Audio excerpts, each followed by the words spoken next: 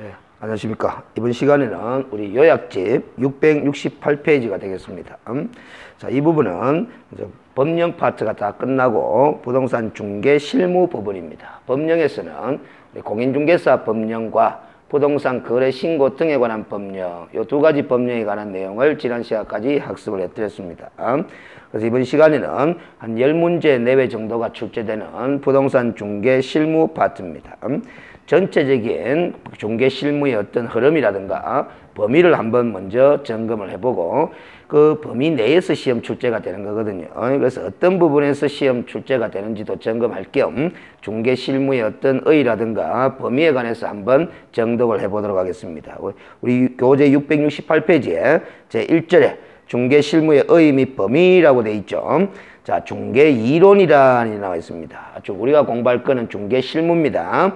중개 이론이란 부동산 중개의 원리나 관련 지식을 의미하는 데 비하여 중개 실무는 이러한 중개 이론을 응용하여 실천하는 것을 말하며 중개 실무란 공인중개사 법령에서 정하는 바에 따라 개업 공인중개사가 의뢰인으로부터 중개 의뢰를 접수받음으로부터 시작을 해서 중개 완성인 거래계약의 체결에 이르기까지 그 알선행위, 중개행위와 관련해서 전개해 나가는 개업 공인중개사의 일련의 활동을 우리는 중개 실무 활동이다. 그렇게 볼 수 있을 것이다. 이러한 일련의 중개 실무 활동에 있어서 다양한 중개의 이론이 응용되어져야 된다라는 거죠. 그래서 우리가 중개 이론 파트에 바로 공인중개사 법령, 부동산 거래신고 등에 관한 법령, 이런 법령의 지식들이 응용이 되어진다. 이렇게 보시면 되겠습니다. 그래서 이 중개 실무라는 것은 결국 알선하는 기능이 있어야, 즉 중개 기능성이라고 제가 표시를 했지만은 거래 당사자를 연결시켜주는 그런 알선 기능이 있는 일련의 활동들만을 중개 실무라 그럽니다. 그럼 우리가 공인중개사 법령에서 학습을 했던 뭐 인장 등록 업무라든가 아니면 중개사무소 이전 업무, 이런 업무들은 알선 기능이 없죠. 그 중개 기능성이 없다. 즉 거래 당사자를 연결시켜주는 그런 기능이 없다라는 거죠. 그럼에도 불구하고 개업 공인중개사는 현실에서 그런 활동들을 행하죠. 사무소 이전 활동도 하고 인장 등록 활동도 하고 보정 설정도 하고 변경 설정도 하고 여러 가지 다양한 활동들을 하는데 이런 것들은 중개 실무라고 하는 것이 아니고 경영 실무 활동에 속하는 거다. 그래서 그 경영 실무 활동에 관한 법령이 바로 공인중개사 법령에 일부 담겨져 있는 거죠. 그래서 우리가 공인중개사 법령에서 공부한 각종 규정들을 쭉 전체적으로 한번 살펴보면은 어떤 공법적 성격을 지닌 규정과 사법적 성격을 지닌 규정들 크게 이렇게 나누어 볼 수 있었습니다. 그래서 공인중개사법은 공사법이 혼재되어 있는 혼합법, 중간법적인 성격을 지니는 법이다. 그렇게 이해를 했거든요. 그래서 주로 공법적 성격을 지니는 법 규정들, 예를 들면 중개사무소 개설 등록에 관한 규정이라든가 아니면 휴업 신고에 관한 규정이라든가 고용의 신고에 관한 규정이라든가 인장 등록에 관한 규정, 업무 보정 설정 신고에 관한 규정, 이런 것들은 공법적 성격의 규정들이고 그 공법적 성격 규정에 따라서 행하는 일련의 활동들을 우리는 경영 실무 활동 그렇게 볼 수가 있는 거죠. 그러면 사법적 성격의 규정을 지니는 조문들이 있었죠. 확인 설명 의무, 확인 설명서 작성 교부 의무, 그리고 뭐 거래계약서 작성 교부 의무, 손해배상 책임 의무, 이런 것들이 바로 사법적 성격의 규정들이고 그 규정에 따라서 행하는 일련의 활동들은 또 우리가 중개 실무 활동 그렇게 이야기를 할 수 있는 겁니다. 그리고 그런 다양한 중개 실무 활동들을 진행하는 과정에서 다양한 중개 이론들이 응용되어진다. 그런데 이 중개 이론이라는 용어에 얽매이지 마시고 이 중개 이론 파트는 결국 그 실무를 처리하는 데 활용되어져야 될, 응용되어져야 될 관련 법령의 지식들이다. 이렇게 보면 됩니다. 이 관련 법령의 지식들은 공인중개사법, 부동산 거래신고 등에 관한 법령의 지식이 응용되어질 수도 있겠지만은 공법적 지식, 그리고 민법적 지식, 이런 것들이 등기법적 지식, 지적법적 지식, 이런 것들이 응용되어질 수 있는 거죠. 그런 것들이 다 중개 실무 문제로 출제가 되는 겁니다. 결국 중개 실무 과목이라고는 하지만은 그 중개 실무 활동을 수행하는 과정에 응용되어야 될 관련 법령의 지식들을 물어보는 문제가 결국 중개 실무 문제다. 이렇게 보시면 됩니다. 그래서 구체적으로 어떤 주제들이 실무의 문제로 등장하는지는 그 밑에 2절이네요. 5탄에 중개 실무의 과정이라는 일본의 학자가 그려놓은 그림을 설명하면서 구체적으로 실무에 어떤 주제들이 주로 등장하는지 점검해 보도록 하겠습니다.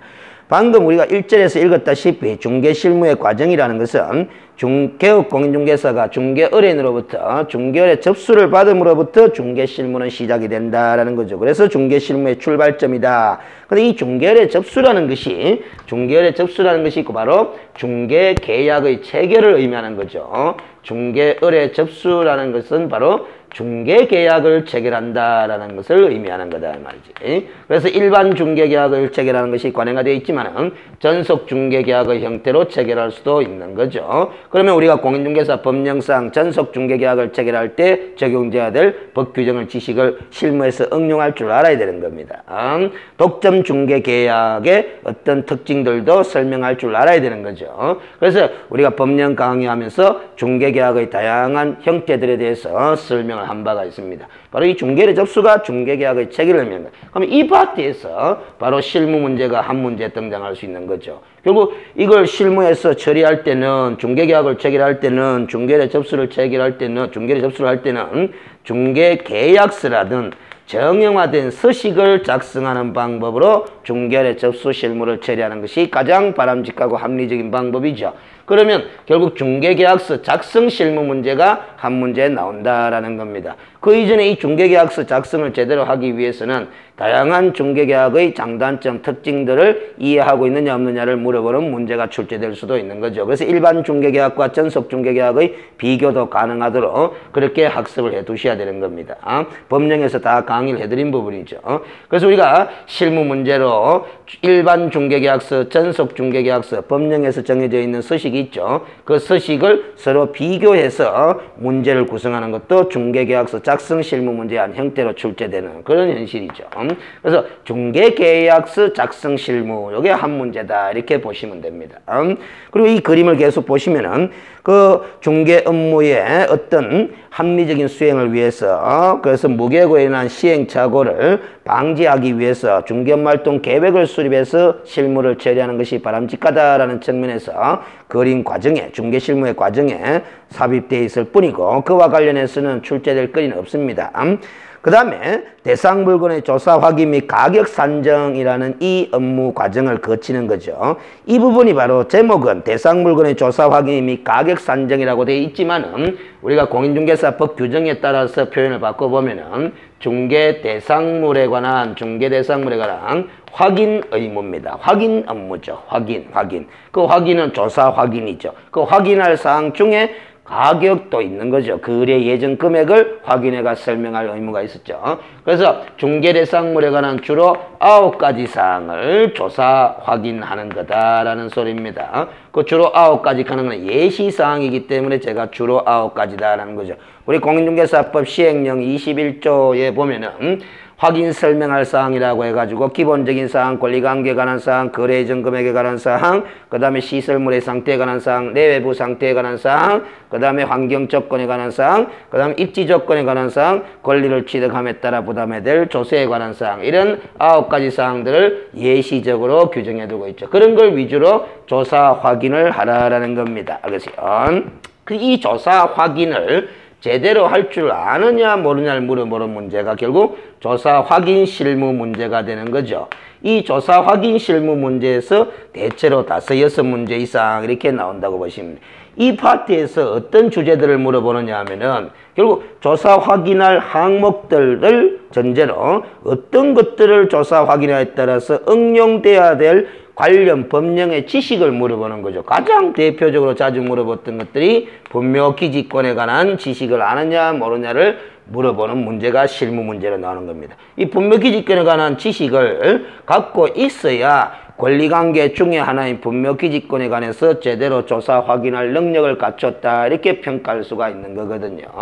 그런 걸 물어보는 거죠. 또 그리고 주택임대차 보호법의 내용, 그 다음에 상인법의 내용, 그리고 실권리자 명의 등기에 관한 법률, 즉 명의신탁에 관한 내용 이런 것들, 그리고 경우에 따라서는 우리가 과거에 부동산 공법의 시험 문제 출제됐던 토지거래허가제, 지금은 원래부터는 부동산 거래신고 등에 관한 법률에서 공부를 하는 주제죠. 이 토지거래허가 규제, 아니면 농지취득자격증명 규제, 그리고 농지의 임대차 이에 관한 관련 법령의 지식을 알고 있느냐 모르냐를 물어보는 문제가 결국 이 조사 확인 실무 문제로 등장하고 있는 거다. 그래서 대여섯 문제가 나옵니다. 여기까지 합치면 벌써 6-7문제 일이 벌써 되는 거죠. 그래서 이 중개대상물에 관한 조사 확인 과정을 거쳐서 확인한 내용을 권리를 취득하고자 하는 의뢰인에게 성실 정확하게 설명을 해야 되는 거죠. 누구한테? 취득하고자 하는 중개 의뢰인에게. 우리가 공인중개사법 제25조에 보면은 확인 설명 의무에 관한 규정이 있습니다. 그 확인 설명 의무 규정에 따라서 중개 실무를 처리해야 되는 거죠. 법이 규정하고 있는 기준대로 실무를 처리해야 되는 겁니다. 그리고 취득 의뢰인이 나타났다 하는 말은 결국 중개 의뢰 접수, 즉 취득 중개 의뢰 접수가 있었다라는 겁니다. 그러면 이쪽의 중개 의뢰 접수는 이전 중개 의뢰 접수를 전제로 지금 설명하는 것이다. 이렇게 보시면 되겠습니다. 그러나 이전 중개 의뢰 접수가 먼저 있을 수도 있고 반대로 취득 중개 의뢰 접수가 먼저 있을 수도 있고 동시에 있을 수도 있고 그거는 현실 상황에 따라서 달라지는 거죠.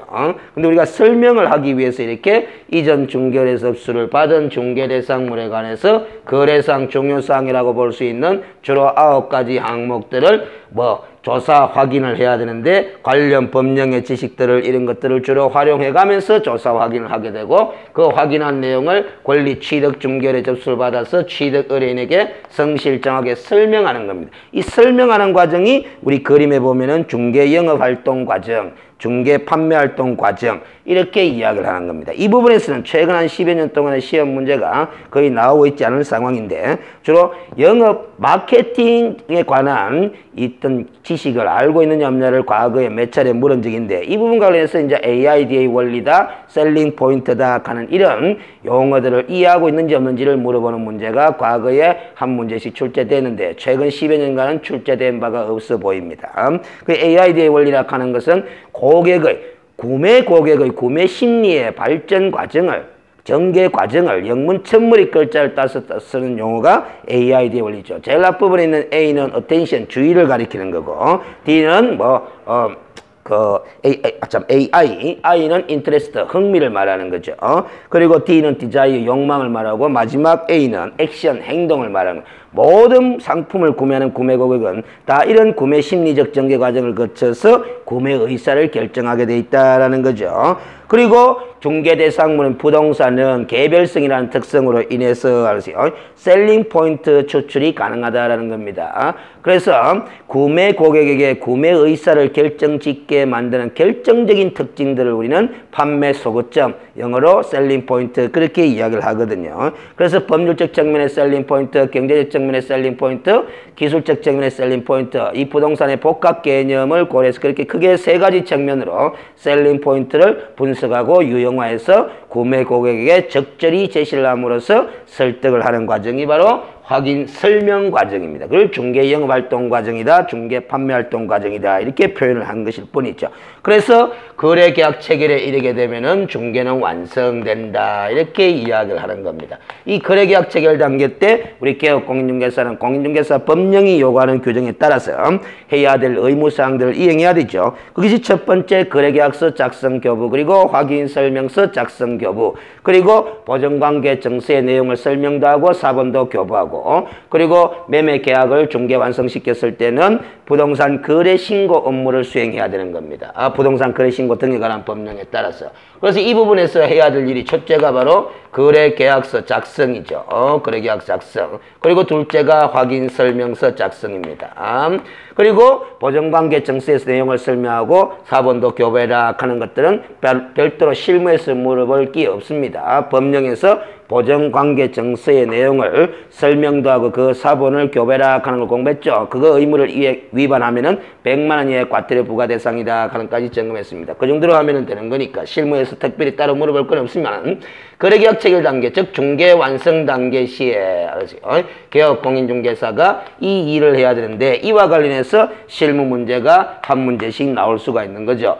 거래계약서 작성 시에 필요적 계사항을 반드시 기재해야 되는데 그 필요적 계사항을 기재할 때 주의를 기울일 사항을 알고 있느냐 없느냐를 물어보는 문제. 그리고 확인 설명한 내용들을 그대로 정명서면으로 확인 설명서라는 1, 2, 3, 4 서식이 있다 그랬죠. 그 서식을 작성하는 능력을 갖췄느냐 안 갖췄느냐를 물어보는 문제. 그래서 거래계약서 작성 실무 문제 한 문제, 확인 설명서 작성 실무 문제 한 문제, 이렇게 해서 또 두 문제 되면은 전체적으로 한 9문제 내지 10문제 이렇게 되는 겁니다. 이 부분 이외에 이제 부동산 경매에 관해서 한 문제, 많게는 두 문제도 나올 수 있지만 주로 한 문제 정도. 이래서 10문제에서 11문제 내외 이렇게 중개 실무 문제가 출제된다. 이렇게 보시면 됩니다. 그래서 중개 실무가 나는 안 된다, 점수가 잘 안 나온다, 많이 틀린다 하시는 분들은 알으시죠? 결국 이런 민법이나 공법적 지식을 제대로 소화를 못 시켜놨기 때문에 이 과목에서 실무 문제가 많이 틀리게 된다라는 것이지, 이 중개 실무 자체가 어려운 게 아닙니다. 중개 실무는 결국 다른 교육 과목에서 배운 지식들을 활용할 줄 아느냐 모르느냐 여기에 달려있다라는 거죠. 그래서 우리가 보통의 경우는 이 법령 및 중개 실무 과목을 고득점 과목이다 이렇게 일반적으로 이야기를 하는데, 그야말로 고득점을 현실화시키기 위해서는 이런 실무 문제들을 처리할 수 있어야 되거든요. 그러면 결국 민법이나 공법이라는 과목이 먼저 선행이 돼야 됩니다. 알겠어요? 그래서 그 민공법에 대해서 자신감이 부족하면 결국 실무 쪽에서도 자신감이 부족해질 수밖에 없는 거죠. 그 대신에 공인중개사 법령 쪽에 28문제 정도를 실수 안 하고 거의 다 맞춘다면은 무난하게 이 과목도 80점을 맞출 수 있는 그런 결과를 불러올 수 있겠죠. 그런데 대부분의 수험생들이 공인중개사 법령에서도 이 28문제를 대체로 다 맞추지를 못해요. 4문제에서 6문제, 7문제 이런 식으로 실수해서 많이 틀려버립니다. 그렇다면 결국 실무에서도 그 부족한 부분을 메꿔줘야 되는데, 그 부족한 부분을 메꿔주기 위해서는 민법과 공법이 또 선행이 돼야 된다는 겁니다. 그래서 본인 스스로가 민공법에 큰 자신이 없는 사람들이라면 이 법령 실무 과목에서는 공인중개사 법령 파트를 완벽하게 소화시키려는 노력으로 이렇게 수험 전략을 짜가시는 것이 시험 합격의 지름길이 된다 이렇게 볼 수 있겠습니다. 자, 그런데 마지막에 이제 이 거래계약 체결이 되고 나면 중개가 완성된 것이 우리 법령의 규정상 맞는 것인데, 그 거래계약 체결 이후에 계약의 이행 과정에도 개업공인중개사는 현실적으로 관여를 주로 하죠. 이 관여하는 행위는 원칙적으로 중개실무에 속한다고 볼 수가 없는 겁니다. 그러나 넓게 보면은 중개실무로 볼 여지는 충분하다 이런 말씀은 드릴 수가 있겠죠. 그래서 우리가 이 법령에서도 보면은 중개 완성되는 시점을 거래계약 체결 시점으로 보거든요. 이 거래계약 체결이 되면은 개업공인중개사는 특별한 사정이 없는 한 의뢰인으로부터 중개보수를 받을 수 있게 되는 거죠. 다만 법조문에서 중개보수의 지급시기에 관해서 의뢰인과 개업공인중개사 간에 특별한 약정이 없다라면은 거래대금 완불 시에 거래대금 지급이 완료된 날 중개보수를 받도록 그렇게 규정을 해두었을 뿐이지, 법리적으로는 거래 당사 사이에 거래계약 체결에 관한 합의가 이루어지면 거래계약 체결이 이루어진 것이고, 설사 거래계약서를 작성하지 않았다 하더라도 합의는 이미 이루어졌기 때문에 중개는 완성이 된 거다. 낙성불효식 계약이죠, 거래계약은. 그때 중개보수를 받을 수 있는 겁니다, 이론적. 그 이행의 과정에 개업공인중개사가 관여하는 것은 어떻게 보면은 부수적 서비스 차원의 행위다 이렇게 평가할 수 있는 건데, 그걸 넓게 보면은 중개실무의 범위에 포함시킬 수 있겠지만은 좁은 의미로 보면은 중개실무의 범위에 속한다고 볼 수 없다라는 거죠. 그래서 우리가 출판사 교재에 따라서는 이 거래계약의 이행 과정에 개업공인중개사가 관여하는 부분은 중개실무의 과정에 포함시키지 않는 교재도 있고 포함시키는 교재도 있고, 그런데 두 교재 다 맞습니다. 포함시키지 않는 교재는 협의의 중개실무를 전제로 교재를 편집했다고 보시면 되고, 포함시키는 교재는 광의의 중개실무를 전제로 교재를 편집했다 이렇게 이해를 하시면서 점검하시면 됩니다. 이게 이제 중개실무의 범위죠, 범위. 그러면 지금 이제 다음 페이지부터 공부할 순서는 이미 정해진 겁니다. 중개의 접수 실무, 그 다음이 조사 확인 실무, 그 다음이 설명실무, 중개영업활동실무, 그 다음에 거래계약 체결실무 이런 순으로 교재가 편집이 되는 거죠. 그래서 우리가 오른쪽 페이지 669페이지에 2장에서 중개거래 접수가 나오는 겁니다. 3장은 당연히 중개대상물에 관한 조사, 확인 이렇게 나오겠죠. 4장은 중개영업활동, 중개판매활동, 5장은 거래계약 체결 이렇게 나오는 겁니다. 그런데 그 이후에는 우리 교재 편집상 주인법이다, 상인법이다, 명의신탁이다 이런 것들을 소개하는데 이 부분들은 개별적 중개실무라고 제목은 따로 갖다 붙일 수 있지만은 이런 지식들은 결국 조사, 확인 실무를 진행하는 과정에서 응용되어져야 될 관련 법 지식들이다 이렇게 정리를 하시면 됩니다. 자, 669페이지에 중개거래 접수 실무와 관련해서 어떤 마인드를 세워두는 것이 중요합니다. 자, 중개거래인과 개업공인중개사 간에 체결되는 중개계약은 구두로 하기보다는 서면화, 유형화하는 것이 바람직하다라는 거죠. 그러나 우리나라에서는 서면에 의한 중개계약보다는 구두에 의한 중개계약 체결이 일반화되어 있으므로 실제로 실무상 중개계약서를 작성하는 경우는 극히 드물다고 하겠다라는 겁니다. 물론 극히 드물다고 하겠다고 적어놓긴 했지만은 실무로 가면은 이 개업공인중개사들은 대체로 이 자기 나름대로의 서류를 만듭니다. 뭐 중개거래 접수장이다 아니면 중개대상물 관리대장이다 이런 자기 나름대로의 임의장부를 만들어서 중개거래 접수받은 내용을 서면으로 기록해 두기는 합니다만은 이걸 정형화된 중개계약서라고 보기는 힘든 거죠. 그래서 우리가 중개거래 접수와 관련해서 분쟁 발생이 일어날 때를 대비해서 정형화된 중개계약서의 형태로 중개거래 접수를 행하는 것이 가장 합리적이고 바람직하다라는 겁니다. 그래서 현재 실무상으로는 구두 중개계약의 보완 수단으로서 중개거래 내용을 중개거래 접수 대장의 형식으로 관리하고 있지만은 중개거래 접수가 바로 중개계약의 체결에 해당한다고 볼 수 있으므로, 즉 법률행위에 해당하는 중개계약의 체결에 해당한다고 볼 수 있으므로 법령에서 정하고 있는 중개계약서 서식, 즉 별지 제14호 서식은 일반 중개계약서 서식이었고 별지 제15호 서식은 전속 중개계약서 서식이었습니다. 그런 서식을 활용해서 중개거래 접수체를 행하는 것이 바람직할 것이다. 그렇다면 일반 중개계약서와 전속 중개계약서의 기재 내용들을 우리가 알고 있어야 되지 않겠느냐라는 거죠. 그래서 이 일반 중개계약서, 전속 중개계약서 우리가 583페이지입니까? 583페이지에 보면 일반 중개계약서 서식이 수록되어 있고, 그리고 587페이지에 보면 전속 중개계약서 서식이 수록되어 있고, 그걸 그때 점검을 해드렸습니다. 그 서식은 보면은 권리 이전 그리고 권리 취득 의뢰 시 공통적으로 적용되는 앞면이 있고, 권리 이전용이냐 취득용이냐에 따라서 접수 처리를 기재 내용을 달리하게 되는 뒷면으로 구성이 되어 있다. 그래서 일반 중개계약서도 앞뒷면, 전속 중개계약서도 앞뒷면 그렇게 구성되어 있으므로 중개실무, 즉 중개거래 접수 실무를 처리할 때는 그 서식의 앞뒷면의 내용을 우리 수험생들은 숙지를 해두면은 중개계약서 작성 능력을 갖추었다라고 평가하는 그런 문제에 처리가 가능하다 이렇게 보시면 됩니다. 그래서 앞부분에 584페이지와 587페이지에 수록되어 있는 그 두 서식의 기재 내용을 서로 비교해 둔 표를 여기에 수록해 뒀으니까 그 서식을 봐가면서 비교해서 한번 점검을 꼭 해 두실 필요가 있다라는 겁니다.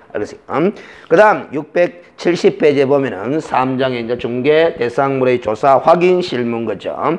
이 조사 확인은 결국 그래서요, 법령에서 요구하고 있는 주로 9가지 사항을 위주로 조사 확인하고 있지만은 우리 법령에서 규정해놓은 이 주로 9가지는 주로 중개 대상물이 토지나 건축물이었음을 전제로 해서 확인 설명할 사항들을 예시 사항으로 제시해 놨을 뿐입니다. 그래서 중개 대상물의 종류에 따라서는 이 9가지에 명시되지 않은 사항이라 하더라도 거래상 중요 사항으로 볼 수 있는 사항이라고 한다면은 개업공인중개사는 대법원 판례에서 요구하고 있듯이 선량한 관리자의 주임에 따라서 성실 정확하게 조사 확인을 해서 취득 의뢰인에게 설명해야 되겠다라는 소리입니다. 자, 그래서 이 조사 확인 실무와 관련해서 우리가 또 마인드를 형성해 둘 필요가 있기 때문에 한 6줄 정도 한번 읽어보겠습니다. 중개대상물의 이 확인 설명 실무 행위는 중개대상물에 관한 중요한 사항을 거래계약 체결 이전에 미리 중개 의뢰인이나 거래 상대방에게 신의성실의 원칙에 따라 개업공인중개사가 객관적으로 설명해 줌으로써 그 설명을 들은 거래 당사자들이 최종적으로 거래 계약 체결 여부를 결정하는데 기초 자료를 제공해주고 나아가서 거래 계약 체결 이후에 발생할 수도 있는 거래 당사자 간의 분쟁의 소지를 예방하는 데도 도움이 되는 그런 업무가 바로 조사 확인 설명 업무다라는 거죠. 그러므로 이 확인 설명 업무는 거래 당사자를 보호함과 동시에 개업 공인중개사의 중개행위에 따른 손해배상 책임의 소재 여부를 명확히 할 수 있다는 점에서 그 의의를 찾아볼 수 있는 업무가 바로 조사 확인 설명 업무다라는 거죠. 그럼 그 조사 확인할 사항 주로 9가지 사항을 위주로 조사 확인하는 방법은 어떤 것들이 있겠느냐라는 거죠. 이 조사 확인 방법은 법령에서 규정을 해두고 있지 않기 때문에 이 조사 확인 방법을 적절히 활용할 수 있는지 없는지 능력을 체크하는 문제는 바로 실무 문제가 되는 겁니다. 근데 이 조사 확인 방법도 큰 틀을 먼저 잡아두면은 공부상 조사 확인이 있고 현장 답사에 의한 조사 확인이 있고 상태 등 자료 제출을 요청해서 조사 확인하는 방법, 이렇게 3가지 방법을 활용할 수 있다라는 거죠. 그럼 법 규정에서도 우리가 점검을 해드렸습니다. 자, 그래서 670페이지의 1절의 조사 확인 방법에서 한 6줄 또 마인드를 형성시킵니다. 읽어보겠습니다. 중개대상물을 조사하고 확인하는 방법은 일반적으로는 각종 공부를 통하여 확인하는 방법이 있고 개업공인중개사가 직접 현장을 답사하여 확인하는 현장 답사인 확인 방법으로 크게 2가지가 구분됩니다. 그러나 중개대상물의 상태에 관한 사항만큼은 개업공인중개사가 현장 답사에서 확인을 하는 것이 맞겠지만은 현장 확인에 의해서 제대로 확인할 수 없는 경우라면 필요하다면 권리를 이전하고자 하는 의뢰인에게, 매도의뢰인, 임대의뢰인에게 자료 제출을 요구해서 확인하는 방법도 우리 공인중개사법 25조 2항에서 보충적으로 인정하고 있더라라는 겁니다. 그래서 결국 실무에서도 공부사항 확인, 현장 답사에 의한 조사 확인, 그리고 그 현장 답사에 의한 조사 확인의 보충적 방법으로서 상태에 관한 사항만큼은 매도, 임대의뢰인 등에게 자료 제출을 요청해서 확인하는 방법도 동원해 볼 수 있겠다라는 겁니다. 그러면 여기서 시험 문제가 공부사항 확인할 수 있는 사항이냐, 아니면 현장 답사를 통해서 확인할 수밖에 없는 사항이냐, 아니면 상태에 관한 자료라서 매도 임대인에게 자료 제출을 요청해서 확인할 수 있는 사항적 범위는 어느 법이까지냐, 이런 것들을 물어볼 수가 있겠죠. 이런 질문에 대해서는, 이런 물음에 대해서는 공시법적 지식이 좀 활용이 돼야 되는 겁니다. 그래서 여러분들이 공시법에서 지적공부와 등기부를 공부를 하는데 그 등기부의 기재사항을 판독할 능력, 그리고 지적공부 7가지의 지적공부에 기재된 내용의 판독 능력, 이런 것들을 공시법 시간에 학습을 하는 거죠. 그래서 대표적으로 시험 문제 이런 것도 얼마든지 나올 수 있습니다. 공시법 시험 문제로 낼 수도 있지만은 실무 문제로 낼 수 있는 거죠. 조사 확인 실무 문제로 낼 수도 있는 겁니다. 다음 중 토지대장을 통해서 개업공인중개사가 조사 확인할 수 없는 사항은, 이렇게 물을 수도 있는 거죠. 실무 문제로. 그렇다면 공시법 시간에 토지대장의 등록사항들을 다 공부하게 되죠. 그 등록사항에 대한 학습이 진행되어 있지 않으면 이 문제는 실무에서 풀 수가 없게 된다라는 겁니다. 그래서 이 실무 문제는 중개사 시험 과목의 종합과목이다, 완성과목이다, 계속 그렇게 강조를 하고 있습니다. 자, 1번의 공부사항 조사 확인 읽어보겠습니다. 양갈로 1번의 개업공인중개사는 공부를 통해서 확인할 수 있는 기본적인 사항, 권리관계에 관한 사항, 공법사항, 이용제한, 거래규제에 관한 사항 등에 관해서 각종 공부를 통해서 조사 확인하는 방법을 실행해야 될 것이다. 개업공인중개사가 이러한 공부상의 조사 확인 업무를 제대로 수행하기 위해서는 각종 공부의 기재 내용에 대한 숙지가 전제되어야 될 것이다. 그래서 숙지가 되어 있느냐 안 되어 있느냐, 각종 공부의 기재 내용을 알고 있느냐 없느냐를 이 실무 문제에서 물어볼 수가 있다는 거죠. 또한 공부상 기재된 표기의 의미를 해석할 수 있는 능력을 길러야 할 것이다. 판독 능력을 길러야 할 것이다. 즉 개업공인중개사가 중개실무상 확인하고자 하는 사항이 어떤 사항인가에 따라서 어떠한 공부를 통해서 확인할 것인지, 더 나아가서 개업공인중개사가 확인하고자 하는 사항이 여러 공부에 함께 기재되어 있을 경우에는 어느 공부를 기준으로 확인해야 될 것이냐, 그에 대한 이해가 필요하다라는 겁니다. 이 다 공시법 시간에 학습을 하는 거죠. 그래서 시험 지문, 조사 확인 실무와 관련해서 기출된 지문 하나를 소개되면 개업공인중개사가 중개대상물인 토지의 면적을 조사 확인함에 있어서는 토지 대장을 통해서 조사 확인하여야 한다. 이렇게 내면 오답항이 되는 거죠. 오른답항이. 즉 토지대장이라는 공부를 통해서 확인할 수 있는 사항이 바로 면적이다. 토지의 면적이다 하는 걸 알고 있어야 된다는. 그거는 공시법 시간에 우리가 지적공부 제도를 공부할 때 토지대장의 등록사항으로서 면적 이런 걸 학습하게 되어 있는 거죠. 그리고 우리가 사실관계에 관한 사항과 권리관계에 관한 사항을 다 공부에 공시하도록 되어 있는데 사실관계에 관한 사항은 지적공부를 기준으로 권리관계에 관한 사항은 등기부를 기준으로 이렇게 조사 확인한다 하는 기준도 공시법 시간에 학습을 했는 겁니다. 그런 학습된 선행 지식을 가지고 조사 확인 실무 문제를 응용해서 풀면 충분합니다. 그렇지? 이번에 현장 답세한 조사 확인 가는 거는 이 양갈로 1번에 공부상 기재되지 않은 주요 사항의 확인이라고 적어놓은 이유는 현장 답세한 조사 확인을 개업공인중개사가 왜 하느냐라는 거죠. 그거는 첫째 공부를 통해서 확인할 수 없는 사항이니까 현장 답사를 통해서 확인할 수밖에 없지 않느냐라는 거죠. 그래서 우리 교재에 수록되어 있는 이 표는 결국 공부를 통해서 확인할 수 없는 항목들을 쭉쭉 나열해 놓은 거죠. 이런 것들은 다 현장 답사를 통해서 조사 확인할 수밖에 없는 사항들이다라는 겁니다. 근데 일부 사항은 우리가 이제 공법상 이용 제한과 거래 규제에 관한 사항은 우리가 100% 다 토지 이용 계획 확인서라는 공부를 통해서 확인할 수 없는 거거든요. 그래서 공법상 이용 제한과 거래 규제에 관한 사항은 어떤 내용이냐에 따라서 공부를 통해서 확인할 수도 있고 현장 답사를 통해서 확인할 수밖에 없는 그런 사항도 있고 그렇다면 결국 그 공법상 이용 제한과 거래 규제에 관한 사항의 내용이 구체적으로 어떤 거냐에 따라서 토지 이용 계획 확인서에 기록이 될 수도 있고 기재가 되지 않을 수도 있다라는 겁니다. 그럼 결국 토지 이용 계획 확인서에 판독 능력이 있어야 되겠다라는 거죠. 그래서 참고적으로 과거에 11회 공인중개사 자격 시험이 있었습니다. 아마 그때 시험에 토지 이용 계획 확인서를 통해서 확인할 수 없는 사항은 이렇게 실무 문제를 한번 나와가 정답이 토지의 소유자가 답이 된 적이 한 번 있습니다. 그래서 토지의 소유자는 토지 이용 계획 확인서에 기재가 되질 않습니다. 그 토지 이용 계획 확인서 신청서에 신청인의 성명이 기재될 뿐이지 토지 소유자에 관한 사항이 기재가 되지 않는다라는 거죠. 결국 그 문제는 토지 이용 계획 확인서의 판독 능력을 갖추지 못하면은 결국 풀 수가 없는 문제가 되어버린 거죠. 그래서 우리가 기본서 강의할 때 우리가 토지 이용 계획 확인서가 기본서에 수록이 되어 있었고 그 토지 이용 계획 확인서의 내용을 우리가 설명한 바가 있습니다. 자, 672페이지 보면 양갈로 2번에 공부와 현황의 일치 여부 확인이라고 제목을 달아둔 거는 개업공인중개사가 현장 답세한 조사 확인을 왜 하느냐. 첫 번째가 공부상 확인할 수 없는 사항이니까. 둘째가 바로 공부에 기재된 사항이라 하더라도 실제 내용과 불일치할 수도 있기 때문에 공부와 현황의 일치 여부를 확인하기 위해서라도 개업공인중개사는 현장 답세한 조사 확인을 해봐야 될 것이다.